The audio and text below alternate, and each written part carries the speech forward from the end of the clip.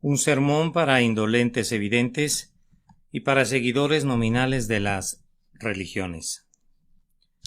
Sermón predicado la mañana del domingo 24 de marzo de 1867 por Charles Haddon Spurgeon. ¿Pero qué os parece? Un hombre tenía 2 hijos y acercándose al primero le dijo: Hijo, ve hoy a trabajar en mi viña. Respondiendo él dijo: No quiero. Pero después arrepentido fue y acercándose al otro le dijo de la misma manera, y respondiendo él le dijo: Sí, señor, voy, y no fue. ¿Cuál de los 2 hizo la voluntad de su padre? Dijeron ellos: el primero. Jesús les dijo: De cierto os digo que los publicanos y las rameras van delante de nosotros al reino de Dios. Porque vino a vosotros Juan en camino de justicia y no le creísteis, pero los publicanos y las rameras le creyeron, y vosotros viendo esto, no os arrepentisteis después de creerle. Mateo capítulo 21, 28, 32. La contemplación de esta vana arena y de esta desbordante asamblea me trae a la memoria otros espectáculos que tenían lugar en los anfiteatros del antiguo Imperio Romano, en días que felizmente hace ya mucho tiempo que transcurrieron. En derredor, en las graderías se reunían las multitudes con sus crueles ojos y sus impertérritos corazones, y en el centro estaba de pie un hombre solitario, sin amigos, en espera de que se alzaran las puertas de la jaula del león, para ser inmolado como un testigo de Cristo y como un sacrificio para la furia popular. No habría habido ninguna dificultad entonces para identificar en aquella audiencia lo precioso de lo vil. El viajero más incauto sabría de inmediato cuál era el discípulo de Cristo y cuáles eran los enemigos del crucificado. Allí permanecía el discípulo gallardamente tranquilo, aunque a punto de morir, pero en torno suyo, en esas inmensas graderías del Coliseo o de algún anfiteatro, de alguna ciudad provinciana, según fuese el caso, estaban sentados los nobles y las matronas, los príncipes y los campesinos, los plebeyos y los patricios, los senadores y los soldados, todos mirando hacia abajo con la misma mirada fiera e inmisericorde, todos clamando estrepitosamente a sus dioses paganos, y todos vociferando de gozo por la contemplación de las agonías del discípulo del odiado Galileo, asesinado sanguinariamente para celebrar alguna fiesta romana.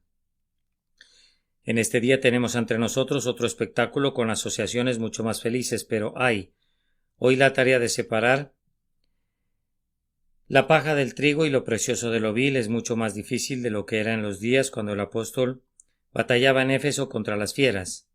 Aquí, en esta arena, espero que haya cientos, si no es que miles, que estarían dispuestos a morir por nuestro Señor Jesús, y en estos asientos atestados podemos contar por cientos a los seres que llevan el nombre y que aceptan el Evangelio del hombre de Nazaret, y sin embargo, me temo que tanto en estas colinas vivas a uno y otro lado, como sobre este vasto piso hay muchos enemigos del Hijo de Dios, que se olvidan de sus justas exigencias, que se han despojado de esas cuerdas de amor, que deberían atarlos a su trono, y que nunca se han sometido al poderoso amor que se mostró en su cruz y en sus heridas. Yo no puedo intentar hacer esa separación. Tienen que crecer juntos hasta la siega. Dividirlos sería una tarea que en este momento ni siquiera los ángeles podrían llevar a cabo, pero que un día realizarían fácilmente cuando a instancias de su Señor, habiendo llegado la hora de la siega, recogerán primero la paja en manojos para quemarla y después juntarán el trigo en el granero de Jehová. No intentaré hacer la división, pero le pido a cada individuo que intente hacerla él mismo en su propio caso. Yo les pido a ustedes, jóvenes y doncellas, ancianos y padres, que se autoexaminen hoy para saber si están en la fe. Que nadie dé por sentado ser un cristiano solo por haber ayudado a abultar los números de alguna asamblea cristiana. Que nadie juzgue a su semejante, sino cada uno debe juzgarse a sí mismo. A cada quien le pido con profunda sinceridad que sea su conciencia la que establezca una división, y que sean sus entendimientos los que separen entre quien teme a Dios y quien no le teme. Aunque ningún varón vestido de lino, trayendo a su cintura un tintero de escribano, pasará por en medio de ustedes para poner una señal sobre la frente de los hombres que gimen y claman a causa de todas las abominaciones de esta ciudad. Que su conciencia tome el tintero de escribano y ponga honestamente la marca, o deje sin poner el signo favorecido, y que cada uno se cuestione esta mañana: ¿estoy del lado del Señor? ¿Estoy a favor de Cristo o a favor de sus enemigos? ¿Recojo con él o desparramo? Dividan. Dicen en la Cámara de los Comunes. Digamos hoy lo mismo en esta gran congregación. Las divisiones políticas son solo nimiedades comparadas con la distinción absolutamente importante que quisiera que consideraran.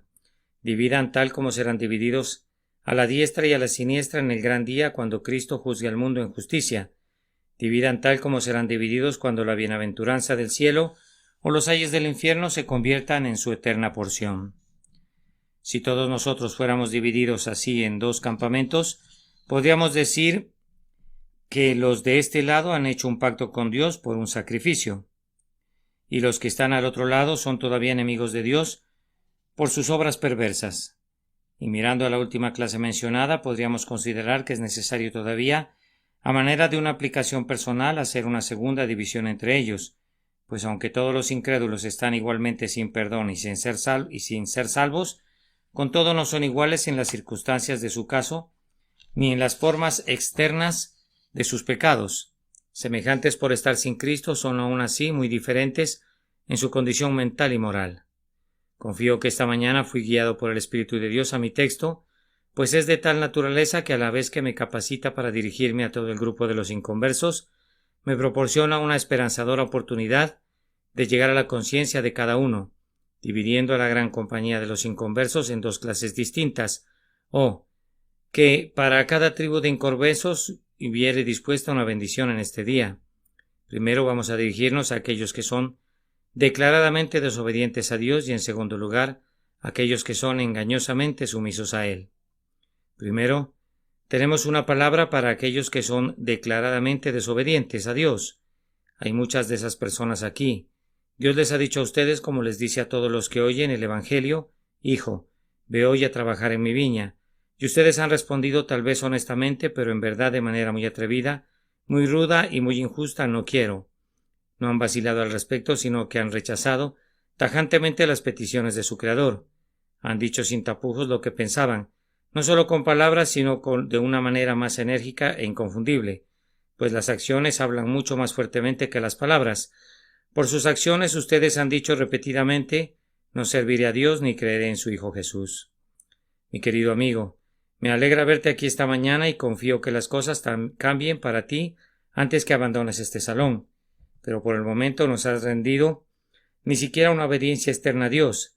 Antes bien, en todo has dicho: no quiero.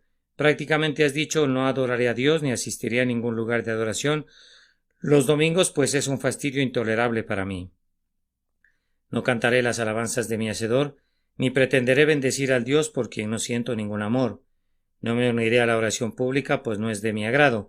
No voy a fingir hacer la oración matutina y vespertina en privado. ¿De qué me sirve? No voy a orar en absoluto. No creo en su eficacia y no voy a ser tan hipócrita como para seguir una práctica vana en la que no creo para nada. En cuanto a lo que se conoce como pecado, yo lo amo y no renunciaré a él. Estás orgulloso de ser llamado un hombre honesto, pues admites los comentarios de tus semejantes sobre ti, pero desprecias ser considerado religioso, pues no admites los derechos de tu Hacedor. Tú prestas una alegre obediencia a las justas peticiones de otros, pero a las justas y tiernas peticiones de Dios les das una negativa clara y evidente. Tan claramente como pueden hablar las acciones, tú dices: por tu descuido del día de guardar, por tu menosprecio de la oración, por tu falta de lectura de la Biblia, por tu perseverancia en el pecado conocido y por el curso entero de tu vida, no quiero. Como Faraón has preguntado: ¿quién es Jehová para que yo oiga su voz? Compartes la mente de aquellas personas de tiempos antiguos que decían: por demás es servir a Dios. ¿Qué aprovecha que guardemos su ley? Además, amigo mío, todavía no has dado tu asentimiento a las doctrinas de la palabra de Dios. Por el contrario, ni intelectualmente ni prácticamente sigues las indicaciones de Dios. Has plantado en tu mente la idea que tienes que es preciso entenderlo todo antes de creerlo. Una idea, permíteme decirte, que nunca será capaz de implementar, pues tú no puedes entender ni siquiera tu propia existencia, y hay otras 10,000 cosas en torno tuyo que no podrás comprender nunca, pero que tienes que creer o permanecerás siendo para siempre un monumental necio. Aun así le pones reparos a esta doctrina o a esa doctrina, lanzando improperios al sistema evangélico en general. Y si se te preguntara en una reunión de jornaleros ¿por qué no asististe a un lugar de adoración?, tal vez presumirías diciendo que te mantuviste alejado de la adoración porque no te gustaba esa doctrina o aquella. en vez de aceptar que no las entendías. Déjenme decirles por cuenta propia que en lo que a mí concierne, es de la más mínima importancia para mí que mi doctrina les guste o no. Por su propio bien, yo estoy grandemente ansioso de que crean la verdad que está en Jesús, pero mientras vivan en pecado, su desagrado por una doctrina muy probablemente solo me haga sentir más seguro de su verdad y me conduzca a predicarla con mayor confianza y ahínco. ¿Piensan que hemos de aprender la verdad de Dios basándonos en las simpatías o antipatías de quienes rehúsan adorarle y necesitan una excusa para sus pecados? Oh, hombres y mujeres inconversos, falta mucho tiempo para que acudamos a ustedes para aprender lo que quisieran que les predicáramos. Y si cayéramos tan bajo como para hacer eso, ustedes mismos nos despreciarían. ¿Qué? ¿Acaso el médico habría de preguntarle a su paciente qué tipo de medicina desearía que le prescribiera? Entonces ese hombre no necesita ningún médico, pues él puede recetarse. Es mejor que le pida al doctor que salga directamente por la puerta trasera. ¿De qué serviría un médico así? ¿Cuál sería la utilidad de un ministro que estuviera dispuesto a someterse servilmente a los gustos depravados y a los apetitos pecaminosos y preguntara cómo quisieran que les predique? ¿Qué cosas apacibles habré de ofrecerles? Ah, amigos, tenemos un fin más excelso al cual servir que simplemente agradarlos a ustedes. Preferimos salvarlos mediante verdades desagradables, pues las mentiras melosas los llevarán a la ruina. La enseñanza en la que más se deleita la mente carnal es la más letal y engañosa. Las creencias, los gustos y las preferencias de muchos de ustedes tienen que ser modificados, pues de lo contrario no entrarán nunca en el cielo. Yo admito que hasta cierto punto me gusta su honestidad al haber dicho categóricamente no serviré a Dios, pues es una honestidad que me hace estremecer, pues delata un corazón tan duro como la solera de un molino. Además, tú has dicho no serviré a Dios, y hasta este momento es muy posible que nunca hayas tenido la disposición de arrepentirte de haberlo dicho, pues los caminos del pecado son dulces para ti, y tu corazón está firme en su rebelión. Nunca has sentido esa convicción de pecado que el Espíritu Santo ha obrado en algunos de nosotros. Si la hubieras sentido, pronto habrías tenido que renunciar a tú no quiero. Si el poder de la gracia de Dios, del cual miles de nosotros testificamos que es un poder tan real como el que guía las estrellas o provee de alas al viento, si la gracia todopoderosa de Dios te asiera, no dirías más no creo en esto o en aquello, pues tan trémulamente como cualquiera de esos seres a quienes desprecias ahora, tú clamarías ¿qué debo hacer para ser salvo? Hasta ahora no has sentido nunca ese poder, y por tanto no me sorprende que no lo reconozcas, aunque el testimonio de testigos honestos debería tener algún peso para ti. Tú eres ni práctica, ni intelectual, ni declaradamente un cristiano. Nunca te has engañado a ti mismo, ni a los demás haciendo una profesión que no honras, sino que has continuado en tu propia senda elegida, diciendo con mayor o menor resolución en respuesta a cada llamada del Evangelio, no quiero. Acabamos de decir que la respuesta del Hijo a su Padre, según está registrada en nuestro texto, fue muy clara. No fue, sin embargo, muy genuina ni tampoco como su padre habría podido esperarla. Su padre le dijo, Hijo, ve hoy a trabajar en mi viña. Y el hijo le respondió rudamente, no quiero, que quede claro. Y sin otra palabra de disculpa o razón, prosiguió su camino. Eso no es como debió ser, ¿no es verdad? Aun así, amigo mío, pudiste haber sido demasiado precipitado y por eso haber sido injusto. ¿No es muy posible que le hayas negado a Dios y a su Evangelio el respeto que ambos realmente merecen? Tú has hablado muy claramente, pero al mismo tiempo muy irreflexiva y muy duramente al Dios que merece mejores cosas de ti. ¿Le has dado alguna vez la debida consideración a las exigencias del Señor Jesús? ¿No has desechado el Evangelio con una mofa que es bastante indigna de ti? ¿No has tenido miedo de mirar los asuntos entre Dios y tu alma claramente en el rostro? Creo que ese es el caso de cientos de personas aquí presentes. Yo sé que es el caso de miles y de decenas de miles en Londres. Han aseverado rotundamente y han dicho no quiero nada con tu religión. Ya lo he decidido y no pienso cambiar. La odio y no voy a escucharla. Ninguna vocecita interna les dice nunca que eso no es justo ni para ellas ni para Dios. ¿Ha de decidirse tan fácilmente el asunto?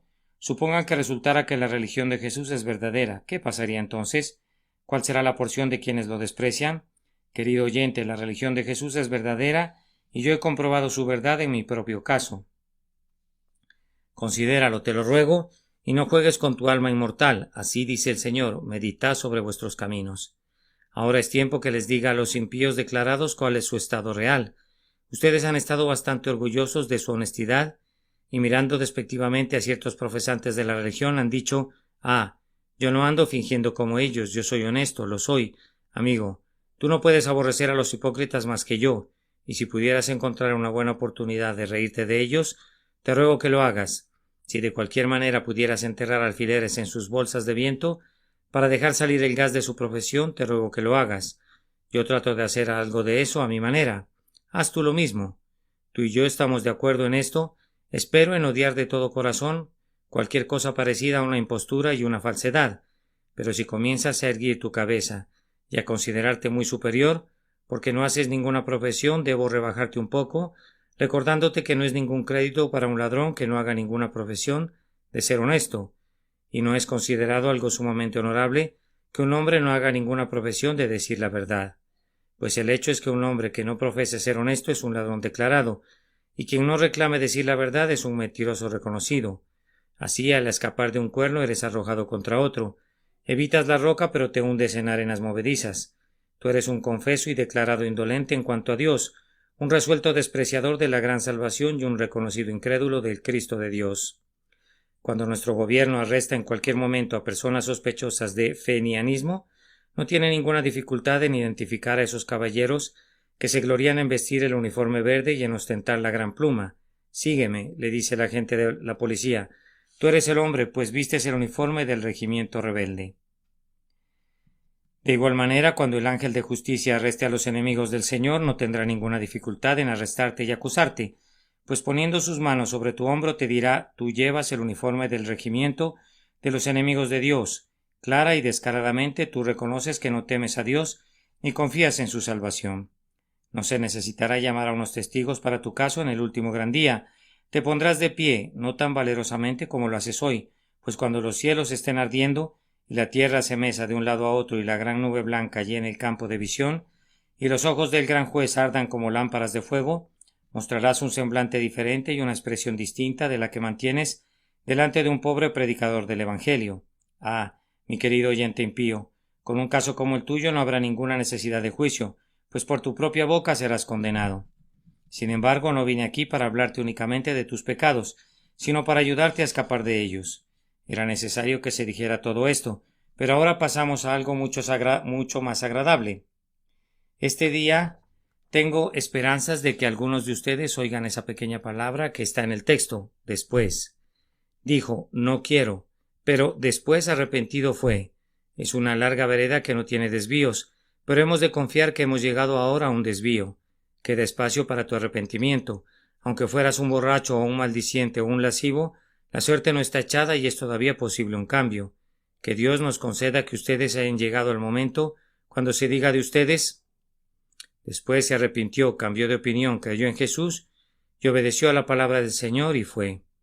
Tal vez el hijo descrito en la parábola pensó con un poco más de calma al respecto. Se diría: voy a considerar el asunto, pues pensarlo bien resulta ser lo mejor. Le gruñí a mi padre y le di una respuesta cortante, y vi unas lágrimas que brotaban de los ojos del buen hombre. Lamento haberlo contristado. El pensamiento de contristarlo me hace cambiar mi mente. Le dije no, pero no lo pensé bien. Se me olvidó que si voy a trabajar en la viña de mi padre, estaré trabajando para mí mismo, pues soy su hijo mayor, y todo lo que él tiene habrá de pertenecerme, así que soy muy insensato al rehusar trabajar para mi propio beneficio. Ahora veo que mi padre tenía mi beneficio en su corazón, y por tanto iré como me lo pidió. Véanlo, carga las herramientas sobre sus hombros y se marcha para trabajar con todo su empeño. Había dicho no quiero, pero se arrepintió y fue, y por todo eso se admite que hizo la voluntad de su padre. Yo espero que muchos hombres y mujeres presentes en este salón, el Agricultural Hall, clamen ahora: yo en verdad me retracto de lo que he dicho. Iré a mi padre y le diré: haré lo que me pides, no contristaré tu amor, no voy a perder la oportunidad de prosperar el mejor interés de mi alma, por tanto obedezco el mandato evangélico. Voy a suponer que veo a una de esas personas ante mí y voy a hablarle. Tal vez dijera no quiero, porque realmente no entendía lo que era la religión. Después de todo, cuán pocos conocen el camino de la salvación. Aunque asistan a la iglesia y a la capilla, no han aprendido todavía el plan de Dios para perdonar a los pecadores. ¿Conoces el plan de salvación? Óyelo y vive por él. ¿Has ofendido a Dios? Dios tiene que castigar el pecado. Es una ley inmutable que el pecado tiene que ser castigado. Entonces, ¿cómo puede Dios tener misericordia de ti? Pues bien, únicamente de esta manera. Jesucristo vino del cielo y sufrió en el lugar, en la condición y en la sustitución de todos los que confían en Él. Sufrió lo que ellos debían haber sufrido, de tal manera que Dios es justo y con todo es capaz al mismo tiempo de perdonar al peor de los pecadores a través de los méritos de su amado Hijo. Cristo ha pagado todas tus deudas. Si fueras un creyente en Él, si tan solo vienes y descansas en Jesús, y únicamente en Jesús, Dios no puede castigarte por tus pecados, pues Él castigó a Jesús por ellos, y no sería justo de su parte castigar a Cristo y luego castigarte a ti. Exigir el pago de la fianza primero y después exigir el pago del deudor. Mi querido oyente, sin importar quién seas, sin importar cuál pudiera haber sido tu vida pasada, si confías en Cristo serás salvo de todo tu pecado en un instante. Toda tu vida pasada completa será borrada.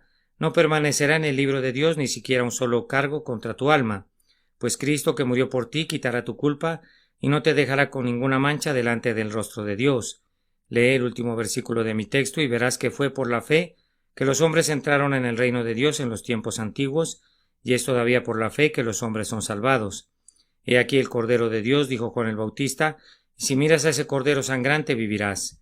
¿Entiendes esto? ¿Acaso no es sencillo? ¿No es apropiado para ti? ¿Todavía rehusarás obedecer? ¿No te apremia el Espíritu Santo a ablandarte? ¿No dices ni siquiera ahora es muy sencillo, voy a confiar en Jesús? Culpable pero con un corazón ablandado voy a volar a las heridas del Salvador. Iré esta mañana con la ayuda de Dios, no sea que la muerte venga antes que el sol se ponga. Confiaré en Cristo para mi salvación, precioso camino de salvación. ¿Por qué no habría de ser salvado? También es posible que hubieras dicho no quiero, porque realmente pensaste que no había esperanza para ti. Ah, amigo mío, permíteme que te asegure, y oh, cuánto me alegra poder hacerlo, que hay esperanza para el más vil por medio de la sangre preciosa de Jesús. Nadie podría ir demasiado lejos para que el largo brazo de Cristo no pudiera alcanzarle. Cristo se deleita en salvar a los peores pecadores. Él les dijo a sus apóstoles, predicad el Evangelio a toda criatura, pero comenzad, ¿dónde? Comenzad en Jerusalén. Allí viven los desdichados que escupieron en mi rostro. Allí viven los seres crueles que clavaron los clavos en mis manos. Vayan y predíqueles el Evangelio ellos primero. Díganles que puedo salvar no meramente a los pequeños pecadores, sino al peor de los pecadores. Díganles que confíen en mí y vivirán. ¿Dónde estás tú, criatura desesperada? Yo sé que el diablo tratará de impedir que el sonido del Evangelio llegue a tus oídos, si pudiera hacerlo, y por tanto yo quisiera clamar a voz en cuello y no detenerme. Oh, ustedes pecadores desesperados, no hay espacio para la desesperación de este lado de las puertas del infierno.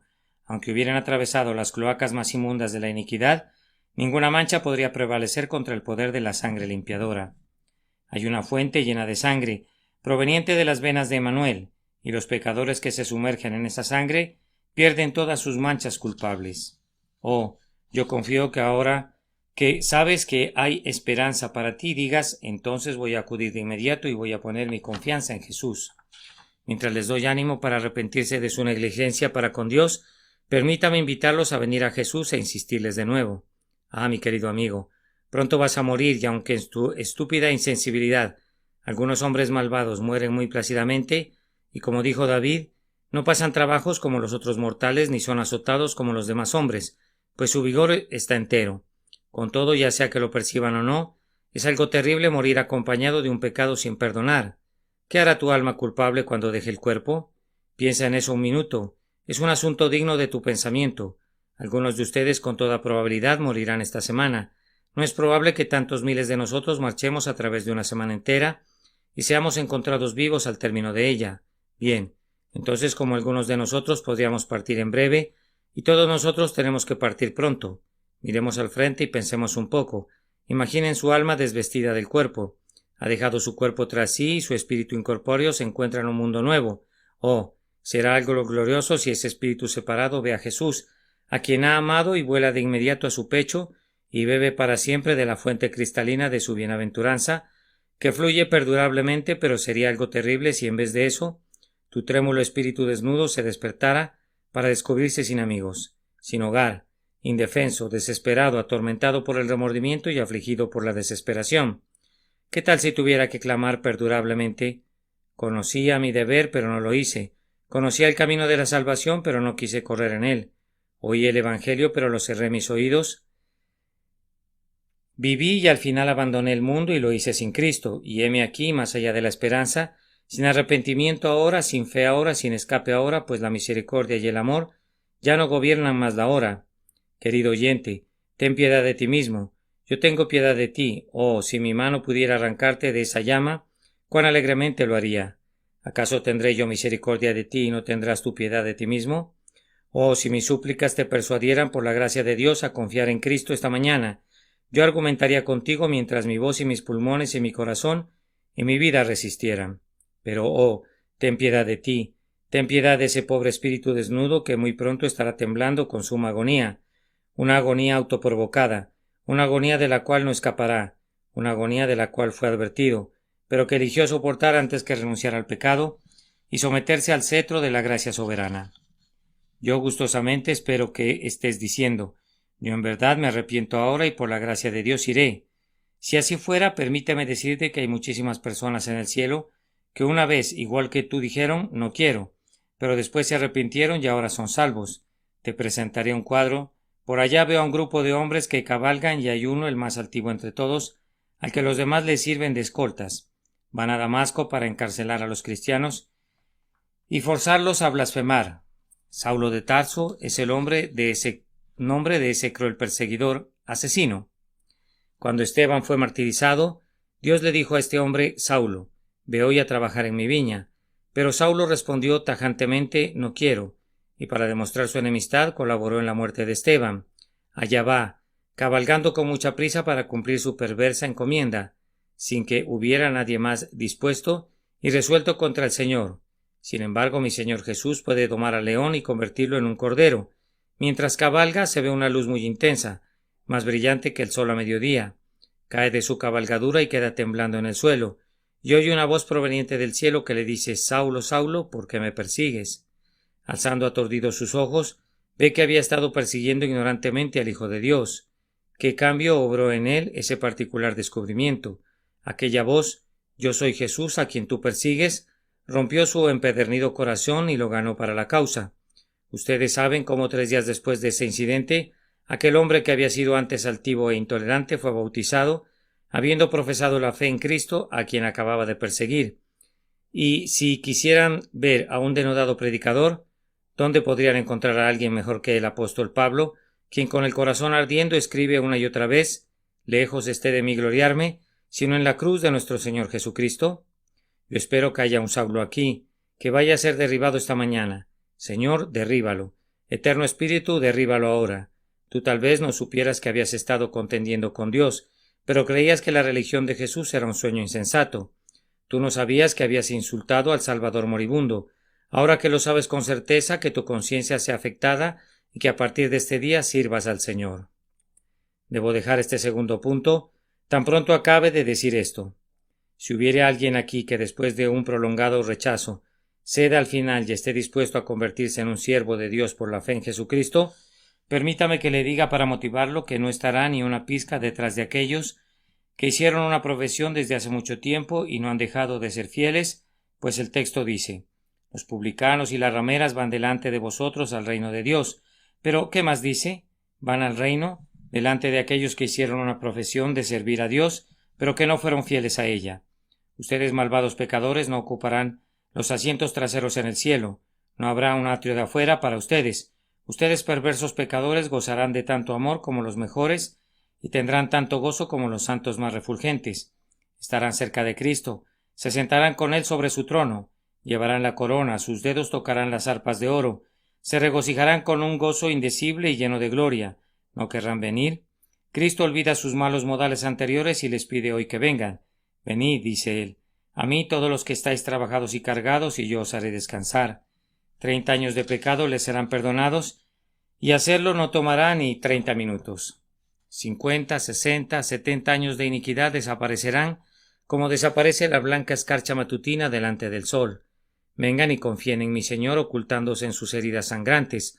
Alza tus ojos abatidos y mira, que muchedumbres rodean su trono. Ellos, aunque una vez fueron pecadores como tú, han encontrado la plena salvación. No cedas entonces a la incredulidad. Él dice, hay espacio todavía, aunque de los pecadores tú seas el peor, puesto que Jesús te llama, ven. Ténganme un poco de paciencia un momento mientras me dirijo al segundo tipo de personas, los engañosamente sumisos, que son, por mucho, los más numerosos doquiera en Inglaterra y probablemente los más numerosos también en esta asamblea. Oh, ustedes, mis propios oyentes regulares, ustedes que han oído mi voz todos estos 13 años, muchos de ustedes pertenecen a esta categoría. Ustedes le han dicho al grandioso Padre, sí, Señor, voy, pero no han ido. Permítame embosquejar afligidamente sus retratos.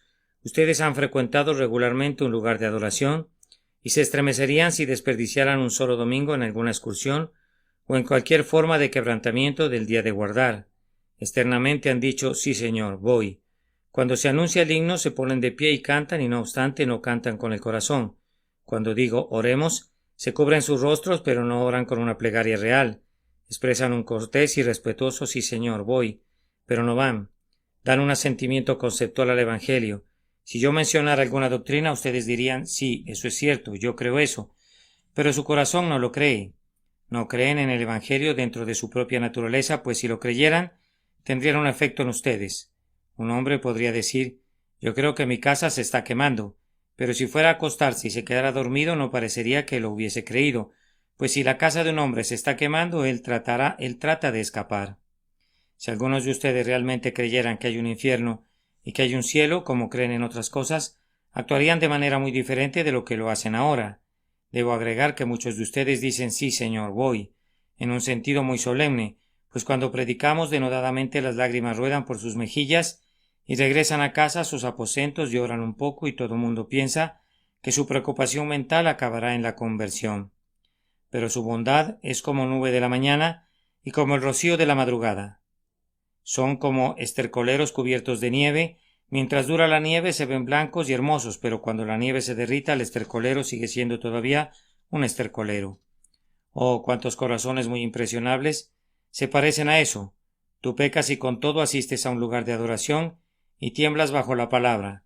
Tú ofendes y lloras y vuelves a ofender.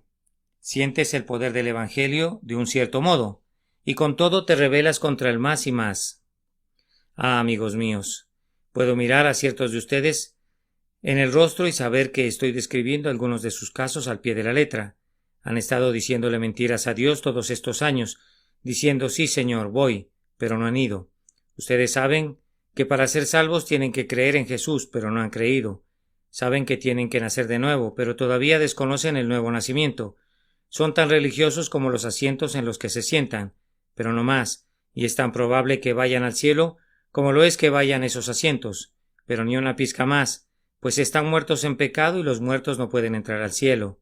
Oh, mis queridos oyentes, yo lamento ser llamado a decir algo como esto, y no ser más afectado por el hecho, y maravilla de maravillas es que algunos de ustedes sepan que es cierto, y sin embargo que no se sientan alarmados por ello.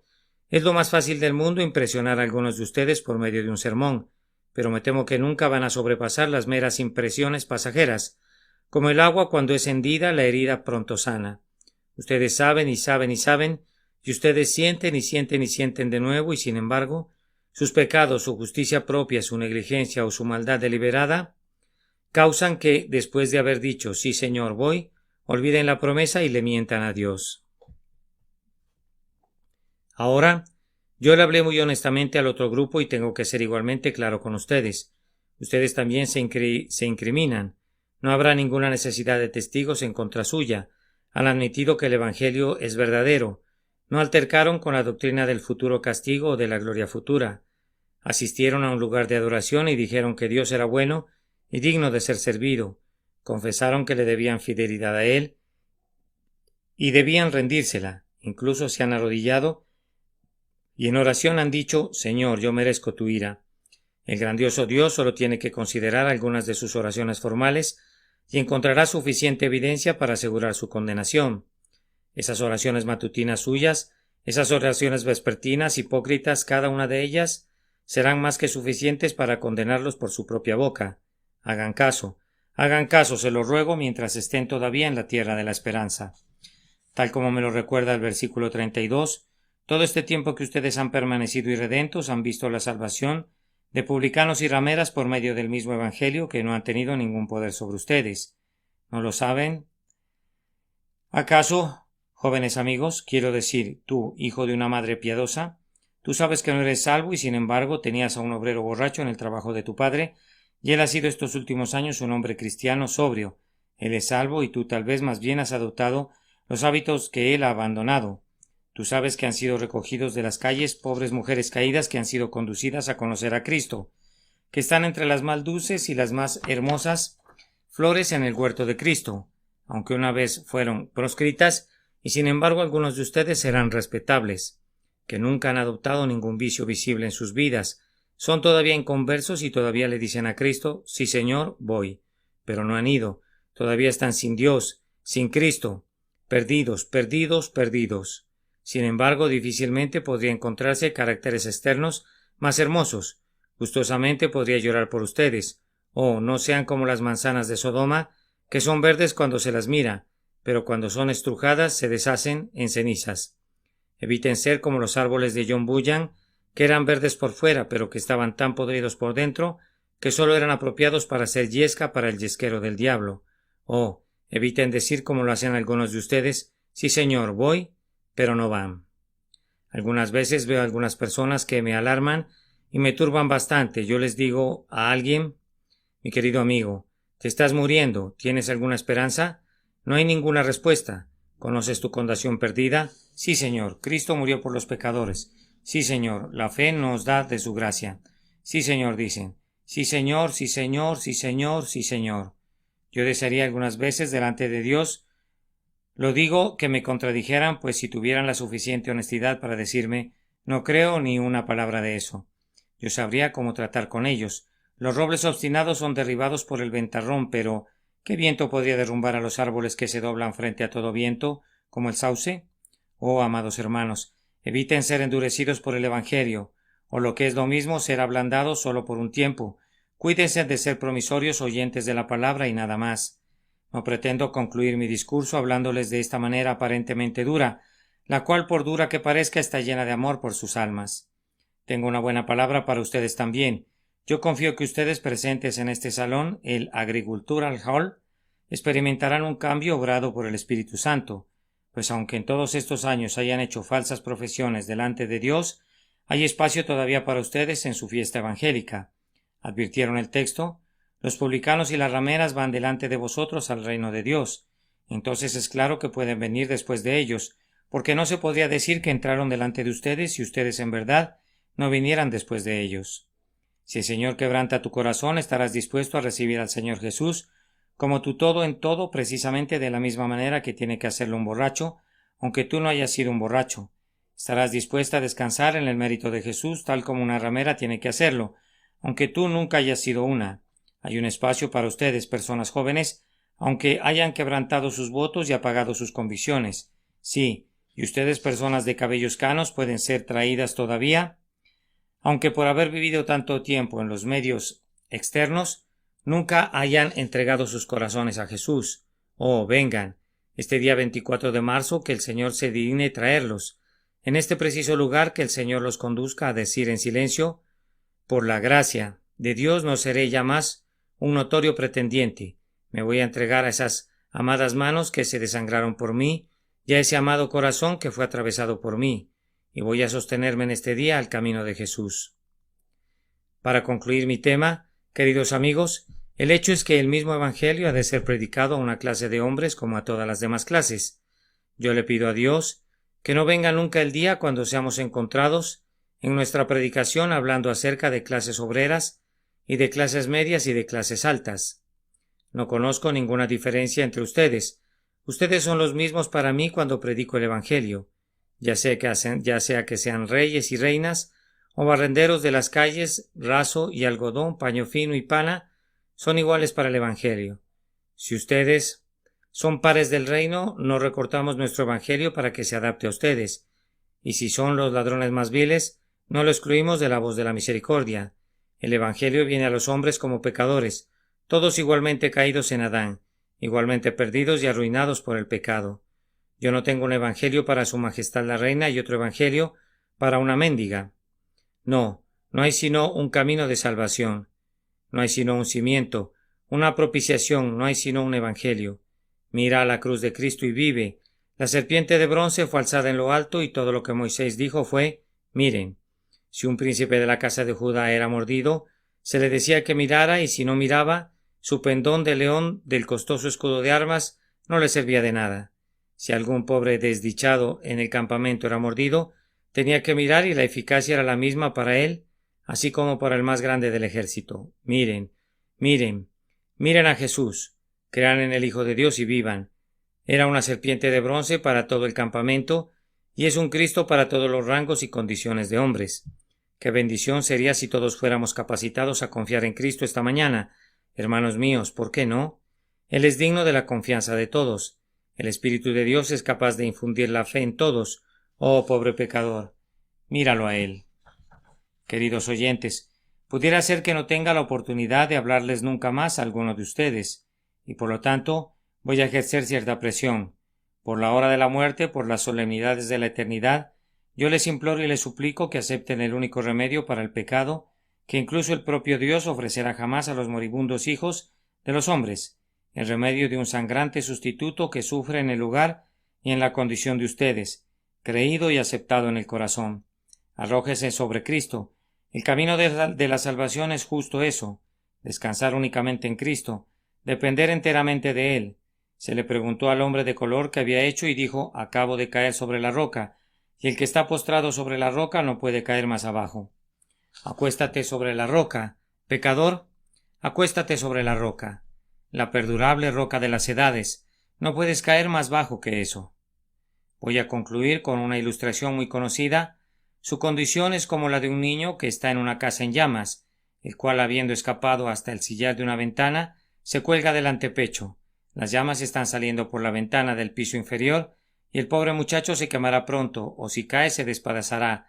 Por lo tanto se sostiene con el rigor del agarre de la muerte. No se atreve a relajar su agarre hasta que un hombre fuerte le dice: muchacho, déjate caer, yo te sostendré. Ahora bien, que el muchacho crea que el hombre es fuerte no es la fe salvadora. Eso es una buena ayuda para la fe, pero podría saber eso y sin embargo perecer.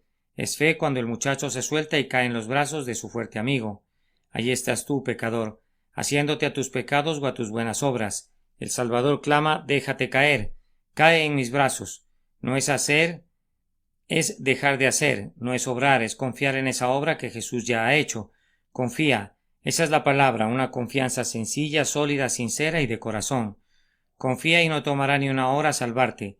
En el instante que confíes eres salvo. Pudiste haber venido aquí tan negro como el infierno, pero si tú confías en Jesús eres perdonado enteramente. El acto de gracia es realizado en un instante. Es más veloz que el destello de un rayo. Oh, que Dios el Espíritu lo haga ahora, dándote confianza para que seas salvado. Un sermón para indolentes, evidentes y para seguidores nominales de la religión. Sermón predicado la mañana del domingo 24 de marzo de 1867 por el reverendo Charles Haddon Spurgeon en el salón de Agricultural Hall, Islington. ¿Pero qué os parece? Un hombre tenía 2 hijos y acercándose al primero le dijo: hijo, ve hoy a trabajar en mi viña. Respondiendo él dijo: no quiero, pero después arrepentido fue. Y acercándose a la otro le dijo de la misma manera, y respondiendo él dijo: sí, señor, voy, y no fue. ¿Cuál de los 2 hizo la voluntad de su padre? Dijeron ellos: el primero. Jesús les dijo: de cierto os digo, que los publicanos y las rameras van delante de vosotros al reino de Dios, porque vino a vosotros Juan en camino de justicia, y no le creísteis, pero los publicanos y las rameras le creyeron, y vosotros viendo esto no os arrepentisteis después de creerle. Mateo capítulo 21, versículos 28 al 32.